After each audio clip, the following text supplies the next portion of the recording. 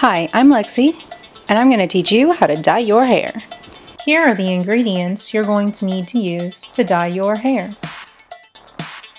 Bleach powder, developer, hair dye, in this case I'm using a number of them to mix together, a non-metal mixing bowl,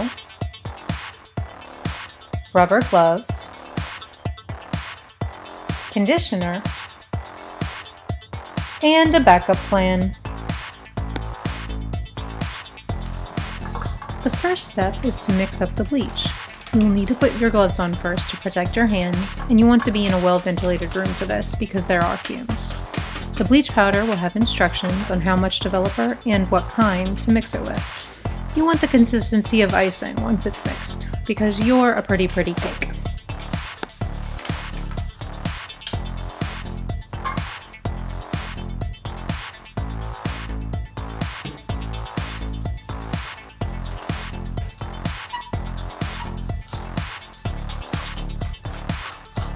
Next, you apply the bleach. The packaging will tell you whether the bleach is meant to be applied on or off the scalp.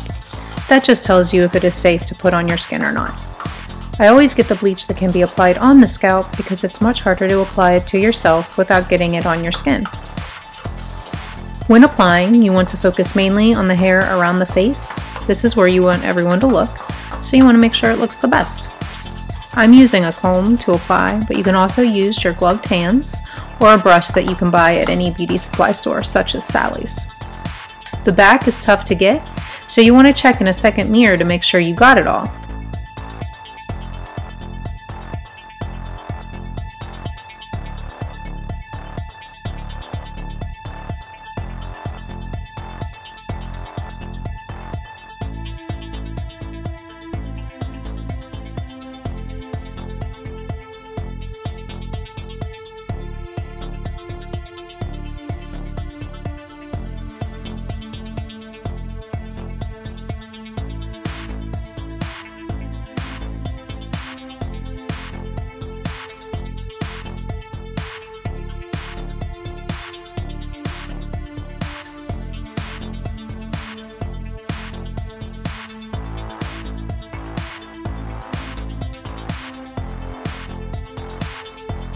And it's always best to end with a mohawk, just because you can.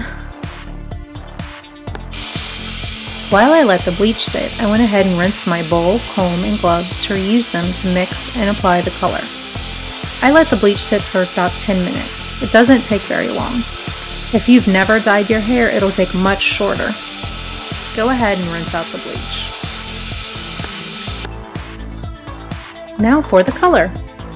I mixed a few colors to get the darker color I wanted, but you don't have to mix. You can just pick the color you like at the store and apply it.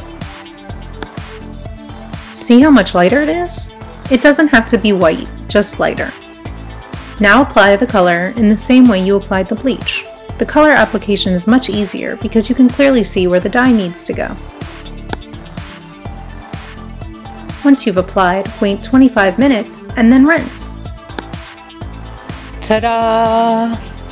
Now, I always like to coordinate my outfit with my new hair, but that's just me.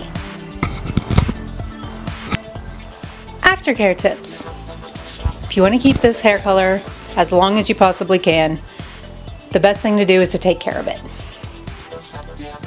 The first rule of taking care of brightly colored hair is shampoo is your enemy. If you can get along without shampooing your hair every day, then I highly suggest it. I shampoo my hair every 4th day, and that's why I own this. It's a shower cap, so I can keep bathing myself, but not get rid of my color. If you have oily hair and you can't go days without washing, I suggest trying dry shampoo. It will get rid of the oils in your hair, but it won't strip your color at all, and you don't have to take a shower. But if you do that, take a bath instead. And when you do shampoo, you should invest in good shampoo. I use this, it's Kuhn shampoo for colored hair. It's pH balanced and all this junk, I don't know. It's expensive, I buy it online, and it's what works for me. but I've been dyeing my hair for a really long time, so I've experimented with a lot of things, and you should too. Because I'm sure it's different for everybody's hair and every kind of hair type. But this is what works for me. Before we go, I thought I'd give you some pro tips. Number 1, if your friend says they'll help you and they've never dyed their hair before, don't let them help you. You will end up with terrible hair color. Trust me. Another great tip that I probably should have covered from the beginning is to dye your hair in a dye-friendly space. My vanity in my bathroom tends to wipe right clean no matter what color hair dye I'm using. So that's where I dye my hair. If you're in a place with lots of fabric, big curtains, rugs, anything like that, you're gonna get dye everywhere and it's going to stain. And that's how you dye hair. Now you go out and try it.